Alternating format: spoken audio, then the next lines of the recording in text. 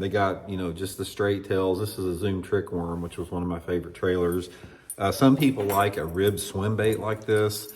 This one's become pretty popular over the past couple of years, this rib swim bait. But I gotta tell you guys, out of all the spinnerbait trailers and fishing that I do, this right here is probably the most popular spinnerbait trailer, but I don't like it that much. I have not caught near as many fish on the rib swim bait trailer as I have just like the straight split tail trailer or just a worm trailer, just sort of that type of setup.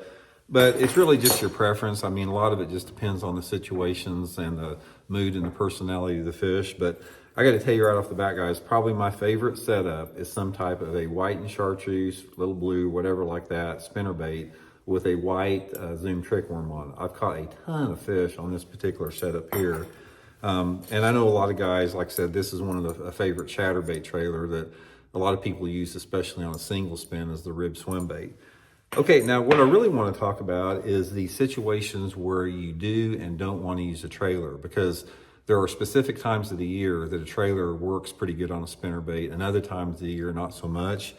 In my opinion, the only time that you need a trailer on a spinnerbait is during the pre-spawn time of the year, because in the pre-spawn period, this is when the larger spinnerbaits work and you're wanting to create a bigger profile. So by putting a trailer on your spinnerbait, it creates a big profile. I mean, this right here, I mean, this is probably an 8-inch long bait all the way together. So when those bass want a big meal, especially during the pre-spawn, this is the time of year that you want to use a spinnerbait trailer. Doesn't really have anything to do with water clarity or water temperature. It just has to do with that pre-spawn period when those bass are, you know, getting ready to spawn. They just like it. And I guess you could equate it to like water temperatures in the 50s, you know, if that's going to work. Now, for the rest of the year, I don't like a spinnerbait trailer. It's like after about April, from about April on into the following February or March, I do not use a trailer on my spinnerbait. I just use the regular spinnerbait.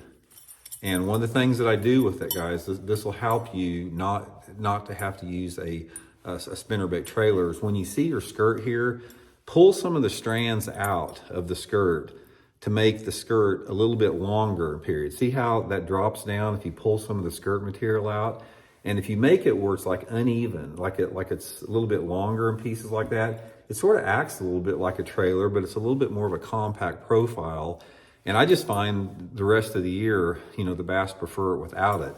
Again, regardless of the water clarity. I mean, I don't care if I'm fishing a spinnerbait in muddy water in June, or if I'm ripping a little finesse spinnerbait in November in clear water. I never